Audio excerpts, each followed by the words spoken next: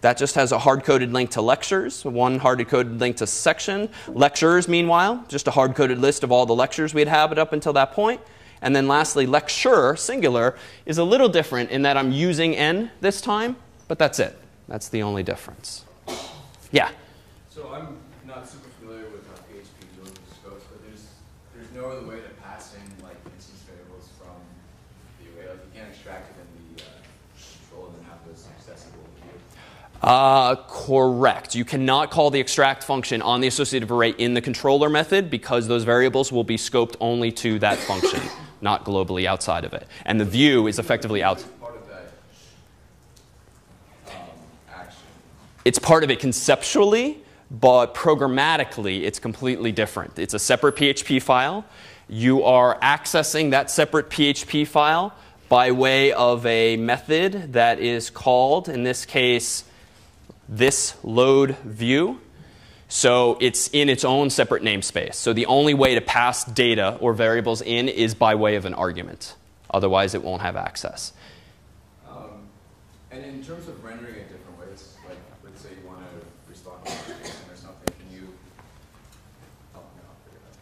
If you want to respond in a different way? Sorry, like I mean, one of the things you might want to be doing is you want to be pinging the server for data back, right? So if you want to respond in if it's coming from a mobile app or something, respond as a JSON object. Okay.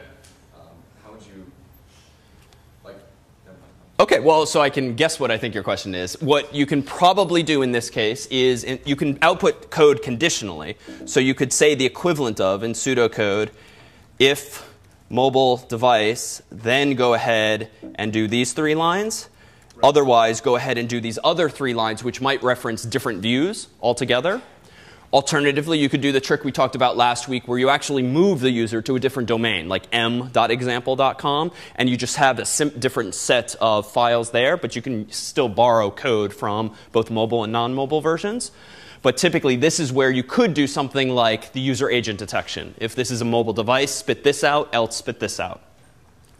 What, like render as JSON, render like a collection as something, how would you do something like that? So that's even easier. If what you want to spit out, as in the case of Ajax, which odds are you'll want to use for Project Zero, well then you don't even spit out HTML. Rather, what you can simply do is something like this. If I get the data I want to return to user, you can do something effectively like JSON encode, though there's a code igniter method for this, of the array in which all of my data is stored. And then this stuff goes away. And does the routing engine automatically send in the format? No. So you would have to do that. So your Ajax call, where if you're presumably using jQuery, you would somehow send an HTTP parameter that either says, give me back JSON as opposed to HTML, or you would simply have your Ajax query hit a URL whose sole purpose in life is to return JSON and never HTML. But that would be, it'd have to be like a custom route, right, to do it with the format at the end. Oh, with the .json convention? Oh, yes, you could do that in a few ways, but one of which would be you could do it in a custom route. Yeah, Lexi. Yeah. So would you be returning the JSON string or just like echoing it in its own view? Returning that's a good question actually. If you were he's not there. I'm actually not sure. Well, so if you use the built-in JSON methods, it takes care of that for you. If you simply echo it here, I think bad things will happen. Let me check on that. Rendering it, right? What's that? Because you're not really rendering it if you just do echo. Well, I mean, what do you mean by rendering? I guess you're not rendering it its own view like a typical Ajax. No, you wouldn't need a separate view file at all. If you're just returning JSON, you don't need the cruft of HTML or any templates or anything like that. No. Yeah? You don't have to set an MIME type or anything like that, though? Set a MIME type? Well, if CodeIgniter would do that for you if you actually use their JSON encoding method as opposed to just doing it yourself. If you did do it yourself, like you might have before a framework like this, yes, then you would say something like, before echoing this, you would say header, content, type, application JSON, or text JavaScript, or similar, so that the browser knows. Most browsers are fairly resilient, but that would be best practice. Yeah? Is it better style to parse a template or render a view? Do you know? To parse a template or render a view. How do you distinguish the two? So CodeIgniter has its own set of, a template class, a parser class. and then rather than using just variables that come out of seemingly thin air, then you have placeholders for them? Oh, so the advantage there is performance potentially, because things can be cached more effectively. So that's typically the advantage there. And we'll also talk maybe later in the term about JavaScript templates engines that can do something similar for performance client side. Yeah, and back. Is there like some standard design practice on how to choose how many controllers a website has? Like if you had like a lecture page, should you make a separate controller for that? So that's a good question and perfect segue, actually. So there's actually some shortcomings with this design right now. And if I wanted to, for instance, let me transition to the Lecture 2 directory for today and go into version 9 and go into application controllers again. This is almost identical. I started by copying and pasting version 8 that we just looked at. So if I wanted to introduce the notion of not just lectures but also labs, the natural next step for me would be to use my existing homepage controller and simply add a labs method and a lab method. And then suppose we had review sessions or sections. Well, you can imagine just adding more and more methods to this particular controller, but things start to get a little messy at that point, right? And conceptually, once we have all these different types of classes which have different types of resources, like labs don't have videos but lectures do have videos, we might want to functionally display the data in a different way. And so at that point, you might very well want to introduce a lectures controller that handles all things related to lectures and a labs controller that does the same for labs. And so that actually, and that'll be version 10 here, would be probably the best design, certainly as things start to scale. So generally, you would come up with a controller for any sort of distinct functionality that you want your application to provide. And maybe it's themed around real-world entities like lectures or sections. Maybe it's themed around data like courses or departments or lists. In the case of Project Zero, it's really up to you to draw those lines. So how was this routing actually happening? Well, let me go into briefly my config directory, and you might recall from lab or from section or from Project Zero if you've started playing around that. Actually, let me go into routes here. Config routes.php. So notice that I actually have.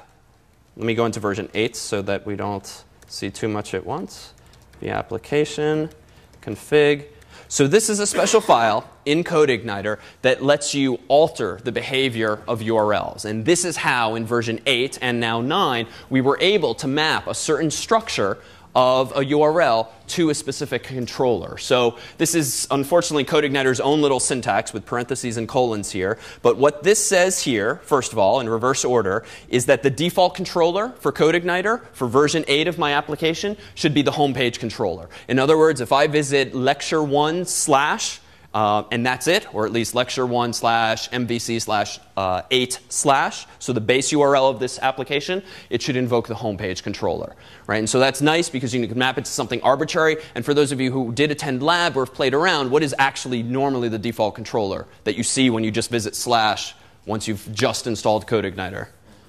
Yeah, so it's the welcome.php controller. So all I did was change that. In fact, I renamed welcome to homepage just to give it a little more semantic meaning and mapped it that way. But more interesting is when you do things like this. So this was my way of teaching CodeIgniter that when you see /lectures, you should actually map it to the controller called homepage and specifically the method called lectures, plural. And then lastly, up top, if instead CodeIgniter sees a URL of the form lecture / something, anything, go ahead and map that to homepage /lectures $1. And just like in the case of a regular expression, that $1 is referring to whatever any was representing right there.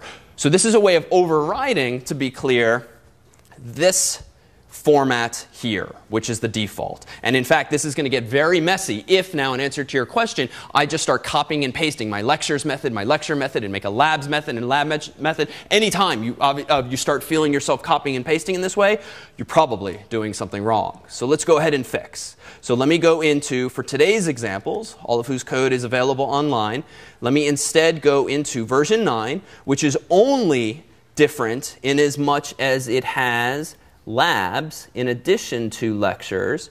So in this case, my homepage looks only trivially different with these 3 options. If I click lectures, I see a similar format to before. Lecture 0, similar format as before. back, back, and now labs is the same. So there's definitely an opportunity now to refactor my code and do this a little more cleanly. Yeah? Can you scope controllers? I'm sorry? Can you scope controllers? What do you mean scope controllers? Have something inherent from a base controller? Oh, absolutely. I mean, case in point, my own controller is inheriting from this. So one of the ways we could tackle this, and we'll look more at inheritance in the next lecture, is we could actually make our own controller from which all of our others descend if you want to have some common functionality. If that's what you were hinting at. Rewrite methods in the CI controller. Mm-hmm.